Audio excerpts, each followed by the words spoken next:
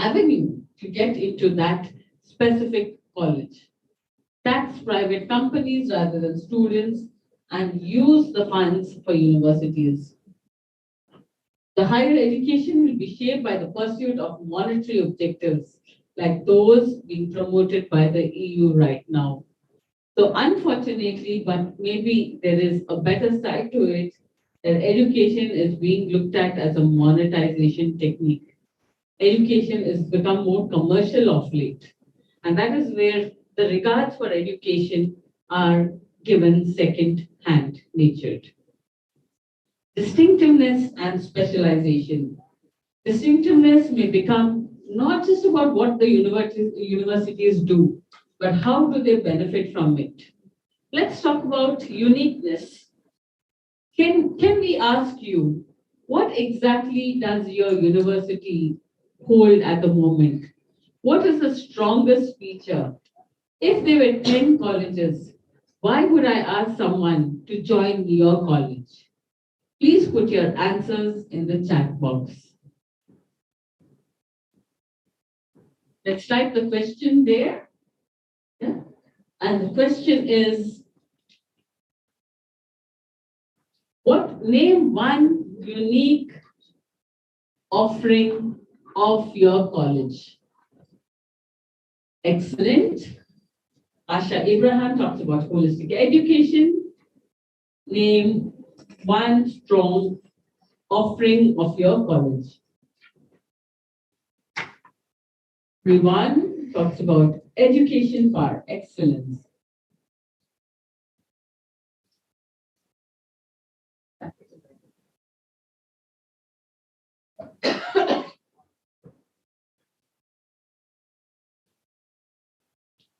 My question to you is, name one strong offering of your college.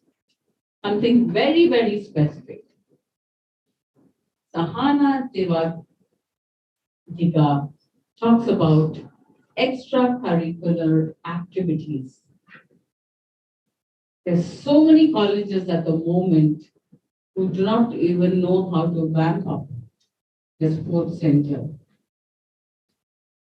And here we have different avenues for collaboration, outreach programs. Great.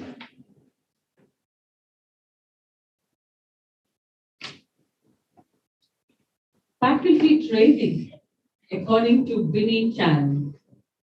That is great because a strong faculty makes a big difference in reaching out to the masses. We're going to move on. Before that, we have Paul, who talks about Paul D'Souza, always trying to do more.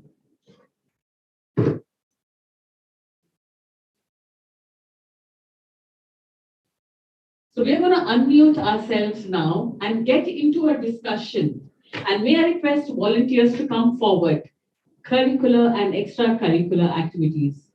A few volunteers to come forward so that we can discuss. Let's unmute ourselves. Dr. Prakash Kamath, who talks about preferential option for the poor. It's great to have such aspects that are very relevant in today's times.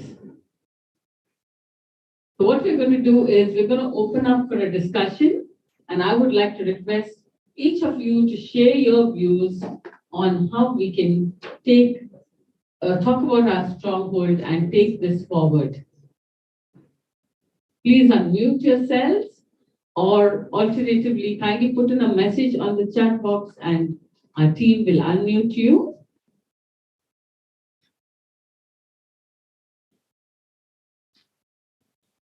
Okay. Please unmute yourselves so that you can speak.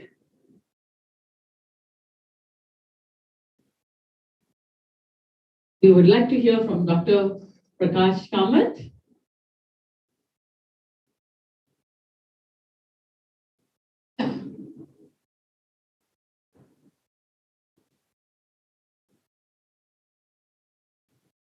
So while we get into that, I would like to continue by talking about how can a university distinguish itself from a competition?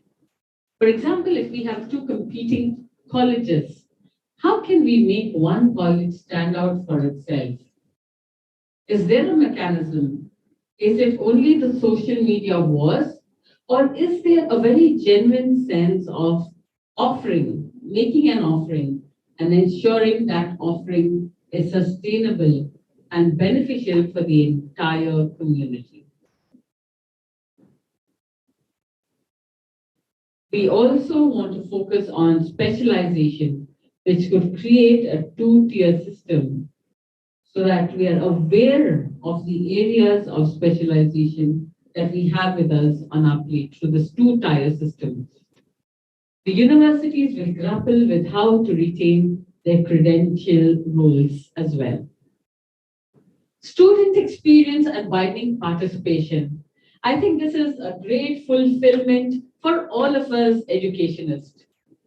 What do we need in life once we have the blessings and we ensure a very fruitful outcome for our children, the students of our colleges? Participation should never be a number game anymore. It should be based on a very qualitative outcome. There will be more visual presentation modes for having to connect with people rather than just sticking to the face-to-face meetings. Universities must engage with schools for more smoother, seamless transitions from the schools to the universities. And finally, work with existing programs to think out of the box. And I think having a creative mindset is really important in today's day and age. Let us move ahead to another area, which is all about what higher education needs from future leaders. The right kind of value-based entrepreneurship is important. Where are the values of today? Why are they missing? Character formation. When is the last time we have heard of these words? Or are these words only left for the film, for the faith department, for the religious consciousness? Or is this something that can spread across the spectrum? The right kind of value-based entrepreneurs are important to align ourselves with this requirement. The leaders who can work inclusively to develop the narrative that works for their universities. Inclusivity is key. Well, as diversity is also important, this is a critical internal area which needs a strong focus. And this is where we can inspire leaders into confidence in a tough world. Leaders who can challenge the staff to change their views as well as support them through the change process. These are the leaders who are capable of hand-holding their staff. And this is the future. Wisdom to make sense of such a fast-moving environment and also communicate with others. And above all, they need to do good and with a forgiving heart. We look at right partnerships to make this possible. Very, very quickly, when we talk about quality, what do we have in mind? Acclaimed faculty for an institution always draw support. We look at research projects, we look at consultancy, we look at patents. And for you faculty who are here with us today, my question is, you have dedicated your lives to this profession and commitment. What sets you apart from being an acclaimed faculty? Tomorrow, if there is any assessment, how do we get you to handle the spotlight? Is it through your work? Is it through your degrees? What exactly is it that can really revamp your credentials while you're working and make things possible? We also look at research projects. How many of you here are involved in research projects? How many of you are getting funding from the corporates for these projects? From the government grants? How many of you are collaborating with co-authors around the world? And I think this is what we need to look at. What are the kind of subjects that you have linked to make these work? The next, as I mentioned, is the consultancy. The consultancy is a framework which helps you go out of your realm. Why do we need to stay back in the institution itself? I would like to see research scholars, teachers, working at campuses such as Infosys, Nokia, the electric vehicle project, smart city project, and many others where the government has allocated crores towards these projects. And how are we tapping them? The final one is patents. A lot of patents that we can apply for in our goodness. Are we doing it or are we letting it free into the market? The strategies for faculty engagement. There are various ways, but I think we need to put internationalization in action. And the way we can do that is because we are already a well-renowned college, it is very important to ensure that we have champions amongst the faculty as well. And to make that happen, we need to create programs for long-term engagement and to build relationships. And emphasizing network on this multifunctional relationship will only help. I want to move on now to the traits of a next generation teacher. We talk about all the requirements in place currently. But can I ask you all, in your opinion, what are some of the skills teachers need to have to make it to modern education system? Could you please revert on the text box, on the chat box? What are the traits or the skills of modern teachers?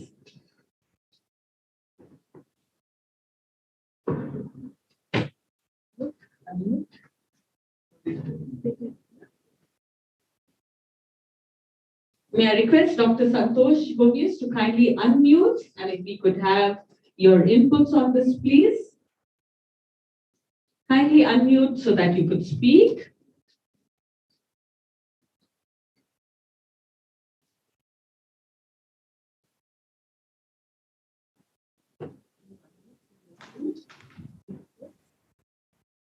Innovative teaching.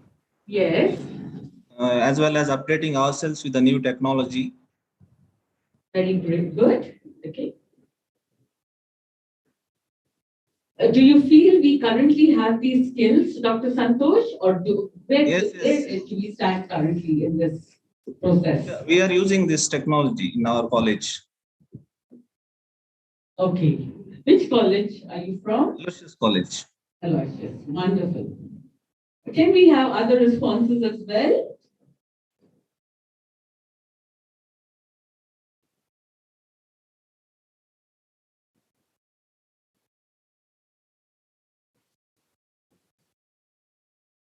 Chat box, please. Can we ask Ms. Deepti, Divya Deepti?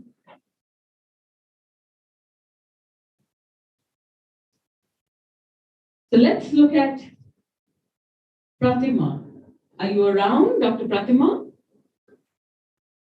She talks about. Good afternoon, ma'am. Good afternoon. Yes. We have to update ourselves with the new technology. Like for an example, during this pandemic time, when we are taking the online classes, we should know the online softwares through which we can teach. So that skills we have to adopt it. Great insights shared, and I think that is very relevant to today's day and age. That's great. Now let's look at preparation, organization, tolerance, storytelling, open to questions, social interaction, innovative and technology enthusiasts. A quick question. Can we have a yes or a no for all those who would like to collaborate on research projects? Please feel free to put up your name, or you can just put a simple yes.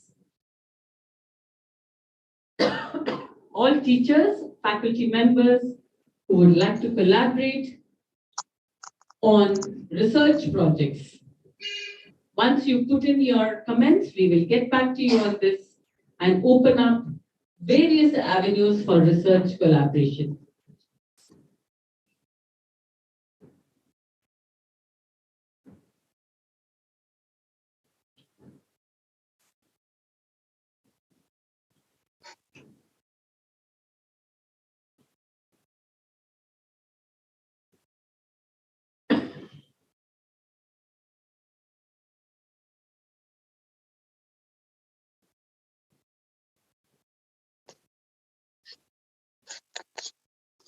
This is great.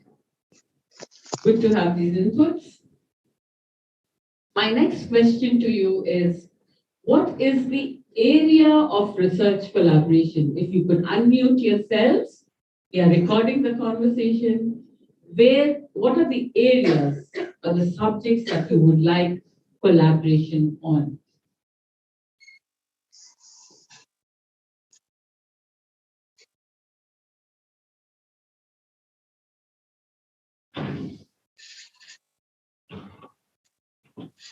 Hello, ma'am.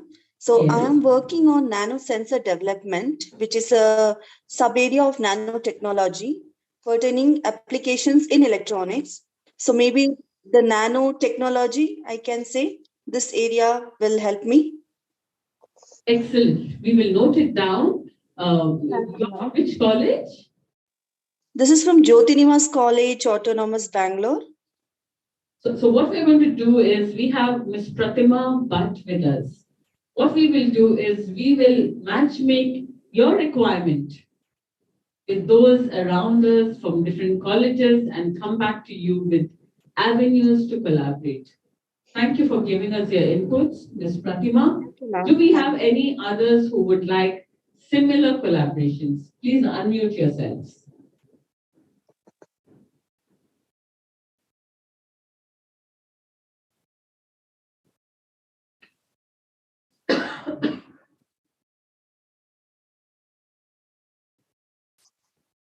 So while we have you all telling us that, yes, you would like to collaborate, we ask you a simple question. Tell us the topic or the area that you would like collaboration on.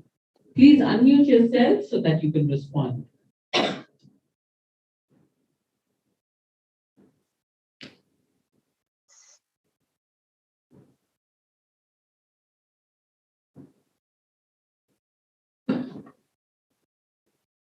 So we have Arjun here, Arjun Prakash, who also would like to collaborate with us. Arjun, if I can request you to unmute yourself and share insights on this particular area.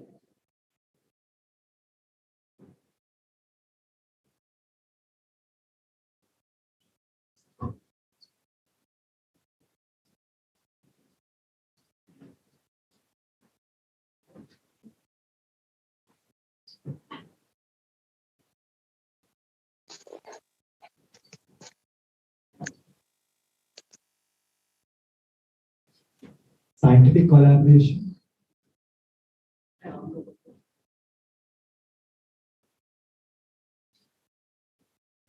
Very good. So I think that's great. We had Sonal from the research, who also talks about IQAC and research collaborations. We have Dr. Florine, who talks about institutional and developmental economics. And I think that's a very important key. Dr. Florine, are you with us?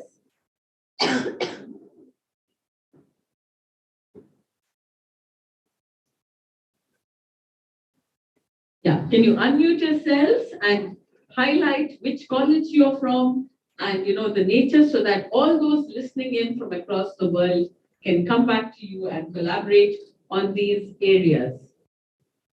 Asha as well.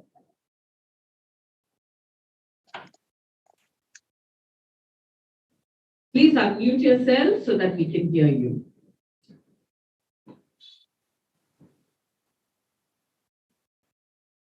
I would like to collaborate on computational biology. Regarding biology, we do have basic expertise in certain areas. And then this pandemic has thrown open so much opportunities in the field of computational biology, especially the structural biology and other aspects, modeling. So I felt that the researchers here at our college, at Aloysius College, many of us are good in biological research. If we could team up and collaborate with other institutions who are good in computational aspect, we could really put forward a lot of output. I think those are great insights shared. And I think, Dr. Asha, we should look at future collaborations on different fronts. So I think that's great. Let's move forward. We have a short, few slides to go. Let's talk about excellence. And this is an educational model with the importance of excellence in academia. Well, what are some of the hallmarks of excellence? As we see here, this is just an example from the National League of Nursing. We look at engaged students. Why is engagement important? We do not want students to learn a course and just move on, get their marks and move on. We want students to be learners and researchers for life, because that is the way forward. We also look at very diverse and well-prepared faculty. What does that mean? How can we as a college support you in taking your personal and professional career to great heights? And this is a question I would like to throw open on the chat box as well. What is the kind of support you are looking from your institution in taking this forward? If we can open the chat box. Very nice. Okay.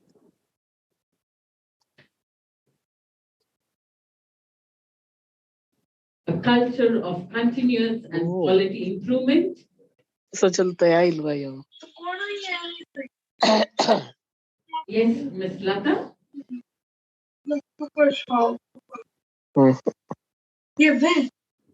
Okay. We also have various. Yeah, we also have innovativeness in handling different affairs. We have innovative models. We have a culture of continuous quality and positive change. And we also have various different entities, such as resources to support the program goals. We also have commitment to pedagogical scholarship and effective institutional and professional leadership. Is that clear?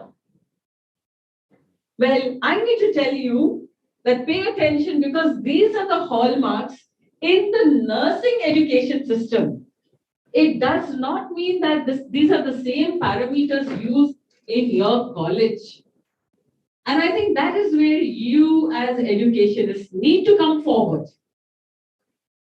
Through your experience, through your interventions, through your perceptions and perspectives, and ask yourselves, what does excellence in the topic, in the subject, in the areas of my expertise that I am teaching, the knowledge I am imparting, the facilitator, the administrator that I am, can create leaps and bounds in the education circle. And I think that is where judgment of yourselves come. We now move on to one of the last slides, which talks about some of the essential characteristics of us educators. And I think this is important because, we talk a lot about what others should have, what is missing in the college, what is missing in the education system, what is the kind of support I need. But can I ask you all a personal question? And the question is, tell me what are your characteristics? What are your traits? Are you an artist? Are you creative in your approach when you talk to your students in class? Are you creative when you make your notes and give assessments? Or are you going to just by heart and give them something that they've done before? Are you a relationship builder? What kind of a relationship that you have with your students?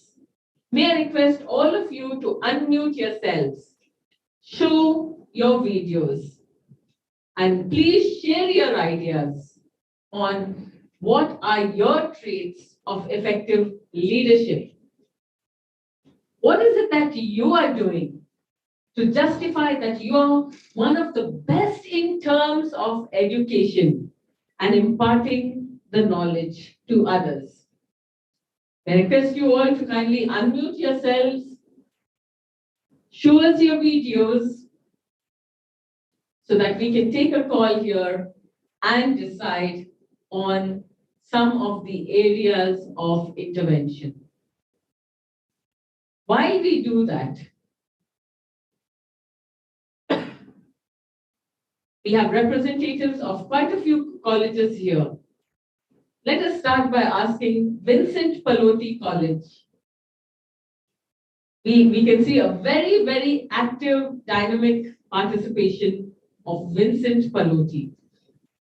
May I request a representative from the college? Tell us what are the traits you feel a leader should have?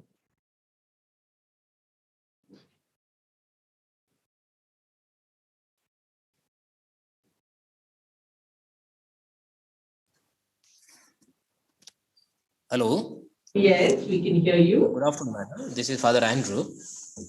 Welcome, Father Andrew, through this very dynamic faculty development program, and we are delighted to have you with us, Father Andrew. Yes, madam. So a leader should be always very innovative, creative. He must be able to inspire people and bring together. These are the few qualities, and he also should have that ability to inspire others and bring them together. Beautiful. Well said, Father. Can I now ask you, what is the one quality that is missing out of leaders today? What is missing out at the moment? One thing is sometimes today leaders some leaders what we see today when outside in the world that selfishness is there, for they are always for themselves. That is I feel. I think that is a great insight. And my last question to you, what is Vincent Pallotti College doing to be a game changer in this direction?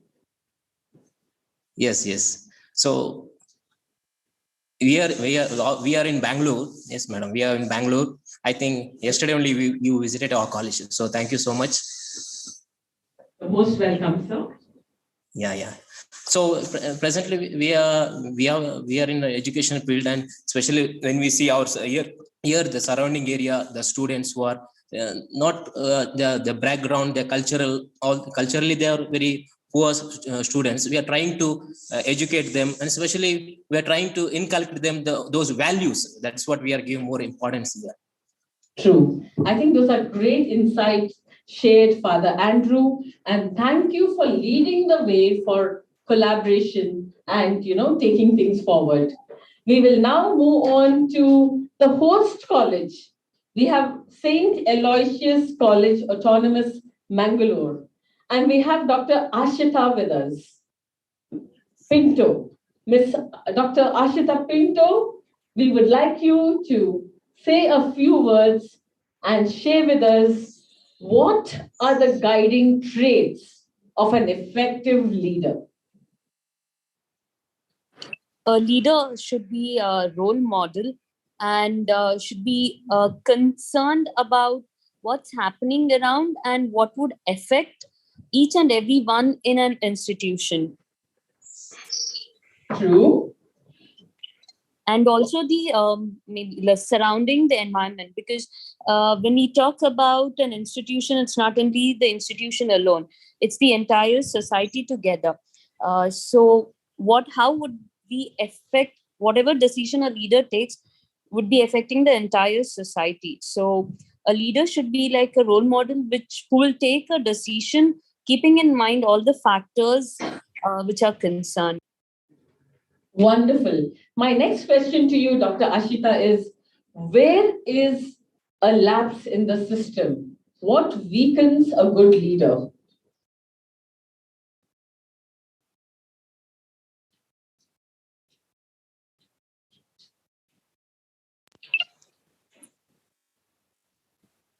Father Andrew spoke about selfishness. What do you feel could be a negative trait of a good leader?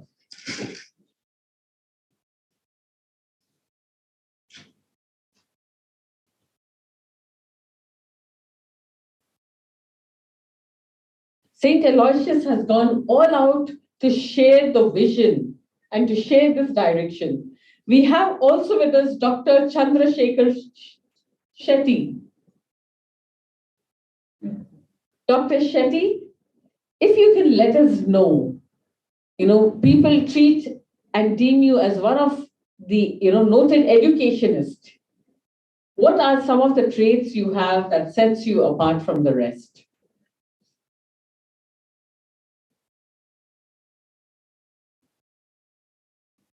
Dr. Chandrasekhar Shetty?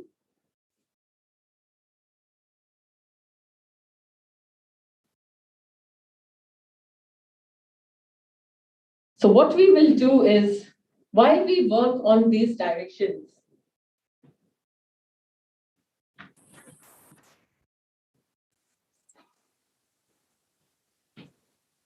Hello.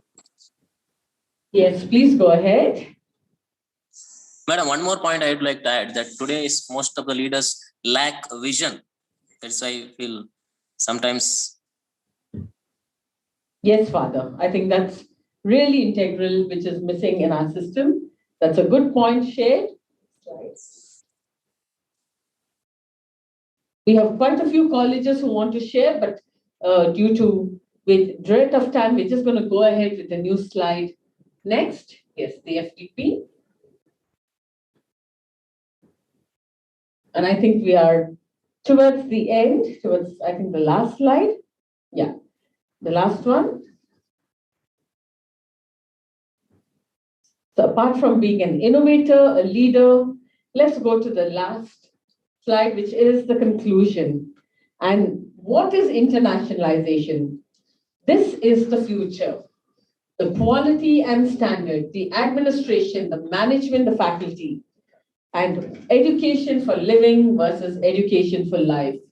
And we need to shift from internationalization to universalization. We're always talking about Alchemy is going to Mars, the first colored woman at the moon currently, many other shifts from different systems. And while we talk about space technology and artificial intelligence and drone technology and everything rapidly changing, it's time for us to move from internationalization to universalization as we move forward. So we come to an end of today's presentation with regards to this. And before we go, I would like you all to know that the book Educating the Next it has inputs from over 50 educationists across the country, across the world. And this is where, you get a lot of deep insights into the world of communication. So let us always bridge the gap. Look at a culture of sharing, giving, collaborating. And I want to leave you with this one question. You as faculty, educationists of different colleges, are you looking at empowering your students with education for a living or education for life? Before we leave, if there is anyone interested in research, collaborations, partnerships, or internships and placements, please leave a message on the chat box and let us know what area of internationalization you're interested in pursuing for your professional or personal well-being so that we can collaborate on this together.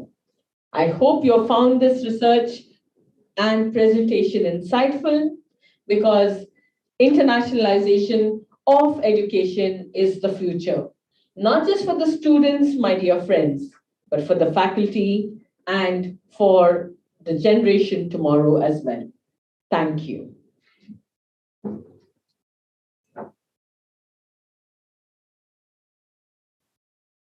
Thank you, ma'am.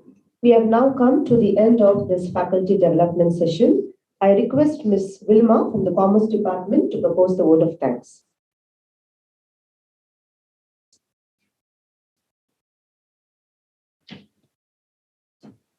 Life is like a blank paper. One should write the good memories and erase the bad ones. Good evening, each and every one of you present over here. I, Miss Wilma Carol Martis, Faculty of Commerce of St. Aloysius Autonomous College, Mangaluru, take this opportunity to express my gratitude to all of you for your presence and contribution to make this webinar a great success. I extend my gratitude to the President of the program, Reverend Father Dr. Praveen Martis SJ, our principal, giving us this opportunity to organize the webinar and for providing immense support to make the webinar successful. A special thanks to the resource person, Ms. Sameera Fernandes, who has taken out the time from a busy schedule to grace the event. Thank you so much, ma'am, for providing us the knowledge on how to develop effective teacher training models and what kind of strategies we can implement to build up a model plan. I must thank the organizing team for working hard for the past few days to make this webinar successful. I express my gratitude to Mr. Sonia Lobo, Coordinator of Faculty Development Program, Reimagining Internalization. I also like to thank Dr. Rachel D'Souza, Coordinator and Moderator of the program. I express my gratitude to Mr. Royal and team for the technical assistance. A special thanks to all the directors from various blocks as well as all the deans and HODs of all the departments for gracing this program. I would also like to thank the staff from different colleges for your active participation. Finally, I want to thank each and every one of you for attending the session. Without your support, we would never be able to put on events like this. Once again, thank you all.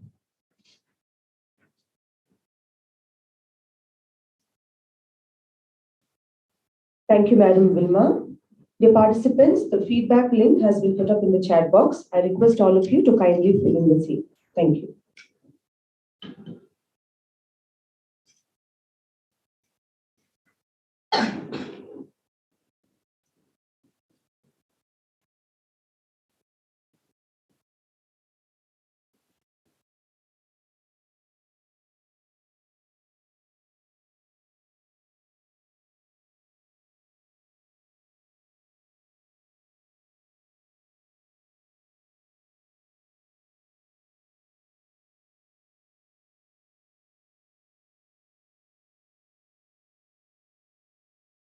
Recording stopped.